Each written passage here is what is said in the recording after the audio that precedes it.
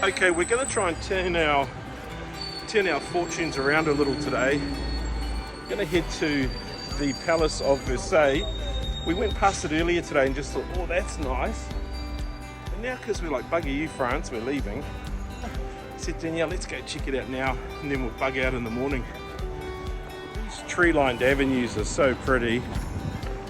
We really like that about Paris.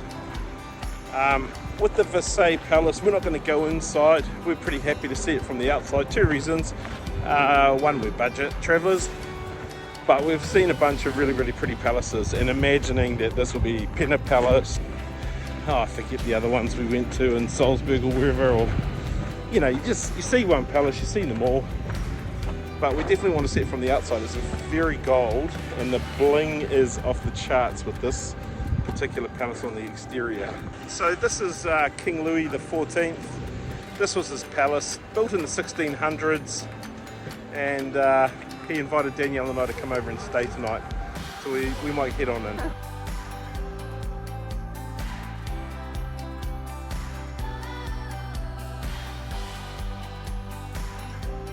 This is a really, really quite pretty castle, quite pretty palace. And so if you get here around 7 PM, you can access these buildings here on the left and also go out and check out the gardens. So we want to go and check out the gardens now, but look at that gold. Doesn't that just pop against my hot, sweaty forehead? Okay, it's a battle of wills. They nearly got €10 from us each, which would have been €20, which would be 40 New Zealand dollars. But we waited those 6 minutes to get in to freebie check out the gardens. And then I think this is when all the runners come as well. Everybody that paid is walking out now, and we're sort of I'm an influencer, mate. I didn't have to pay anything. Yeah, they just told me to come in. Yeah, sorry about that, guys, having to pay that money. That's all right, good on you. So I think I've solved the homelessness problem in New Zealand. It's pretty simple, really. King Louis XIV built a palace, or a house, a high density housing project. I think we could get about 15 or 20,000 people in there. He's probably got about 15,000 rooms. What do you think, Chris Luxon? Give it a crack? How'd you like to be the greenkeeper over here and have to mow these lawns? Yikes, what a beautiful garden. This is quite a well manicured garden. We're doing the budget version of this tour, which means you pay nothing after 7. But if you want to come and see something pretty, I reckon it's probably worth coming in, paying your €10, watching all the fountains going, the landscaping, the garden work here, it's beautiful. You would have seen us do something in the Hamilton Gardens before we left. Well, laying a patch on this, what we're seeing here. This is also a rowing lake where people are rowing up and down. How cool is it? So a discussion here is about if you're traveling internationally for a few months and you're a budget traveler, you want to come here and just see how much gold plate you can scratch off and get under your fingernails. Take it home, melt it down, see if you can make a gold brick. Might be a new way to fund your international travel. Gold paint. You think it's gold paint? Nah. King Louis XIV wouldn't have been cheap. Look at his house. Maybe it's gold paint.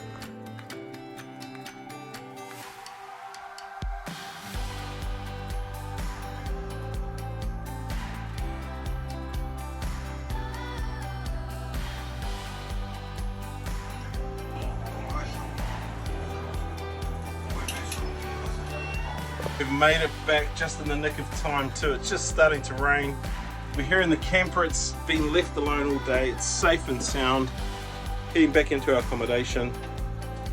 Let's go before we get wet, Danielle.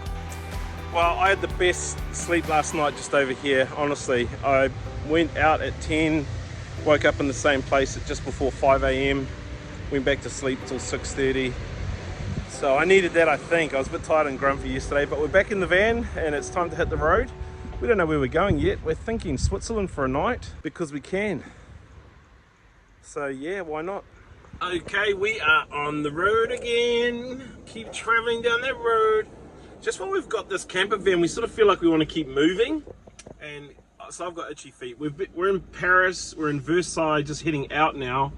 And we're actually leaving a day earlier than planned. So the obvious question is, why are you leaving Paris one day early? And that's an obvious question without a simple answer. And I think we've been kind of talking about it. Danielle's making lunch back there. It's awesome, eh? And we just think we've seen a lot of really, really pretty countries and a lot of beautiful cities already. And don't get us wrong, Paris is beautiful, but Paris is also getting a hoor of a makeover right now as they're getting ready for the Olympics. So everywhere you sort of look, there's construction, there's delays, there's scaffolding, there's cranes. And a classic example is we try to get a photo at probably the best place in the whole city of the Eiffel Tower, and they were erecting the Roland Garros tennis scaffolding, seating and courts and all that stuff. So as well as the Olympics, you've got other big things going on, and so we just kind of found it kind of dirty, like people weren't cleaning up after themselves, that kind of thing. Saw some really cool things, enjoyed our time there, but yeah, because we've got the van and we can go mobile, we are. So the other thing is, just if you're looking outside, it probably looks like we're traveling quite quickly, and I'm doing about 125 getting past. The speed limit on these roads here is 130, and I think it might be something about the European Union. If you belong to them, you've got to have some pretty nice roads, because this is all 3 lanes both ways and all throughout the country. A lot of the EU countries, the roads have just been awesome. 2 hours south of Paris, so it's time. There's a big smile, Danielle. Time for a stretch. Yeah, getting a bit tired, getting a bit sore in the backside. So we're Need a stretch. So we're going to stop at a little town. I love little towns with their beautiful old streets. Danielle's found us somewhere nice to have a stretch. So the reason we've stopped in Auxerre is there is a really beautiful Gothic sort of village here. It's very picturesque. Danielle's done loads of research on it and found us the perfect place to stop and to check out the cathedral and also the beautiful wooden Gothic village. She'll tell us all about it on the journey. So I just want to say, way to go, Danielle. What a picturesque spot you've picked for us to come and check out. These are jigsaws, aren't they? This is another jigsaw puzzle place. It's so clever. What? Been here about 3 minutes and Danielle's like, oh yes, I like it already. I think maybe just because we're small town folk from a small place, maybe we just don't jam with big cities, I don't know. This is a pretty historic little town too. Well, Danielle's brought us to a pretty cool part of France, south of Paris, just 2 hours. These timber Gothic buildings are very famous locally. So old, look at this. She does this every time too. I'm like, here, I'll take your photo. And she's like, can't wear the backpack if I'm going to have a photo, then I'll look like a tourist. So what happens? I ended up carrying the backpack all day, every day.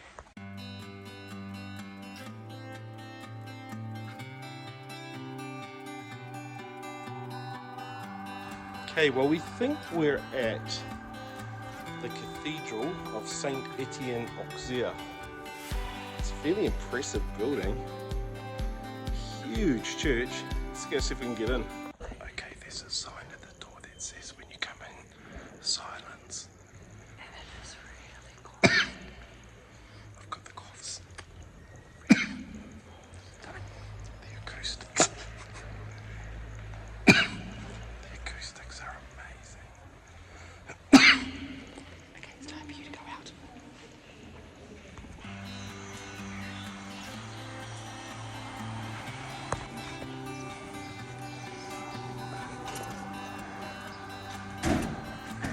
Cool.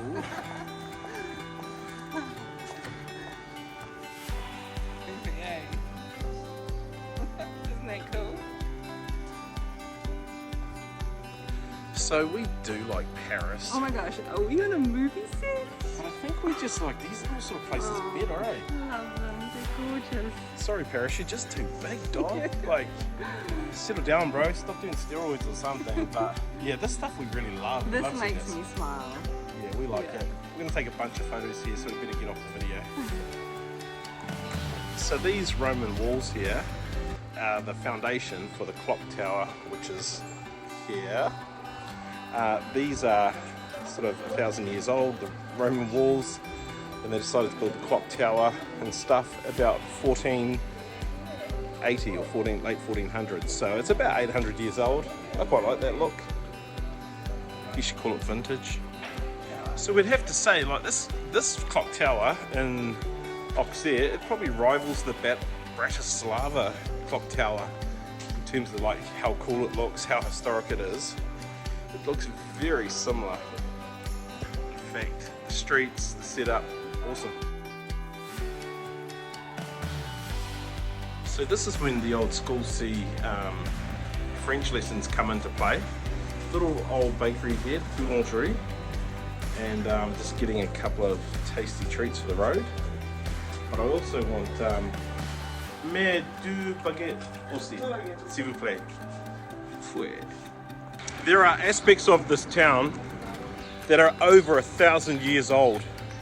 When you look at the architecture and you look at the buildings, the brickwork, cathedral 1,000 years old, clock tower 1,000 years, the fact that just where the baguette's pointing, they have a Kodak product store. There'll be young people watching this that won't even know what a Kodak is.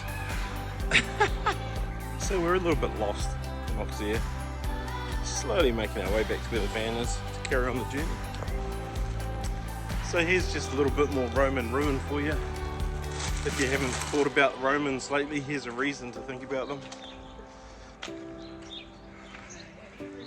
They're everywhere. Those fellas conquered a lot of places, man.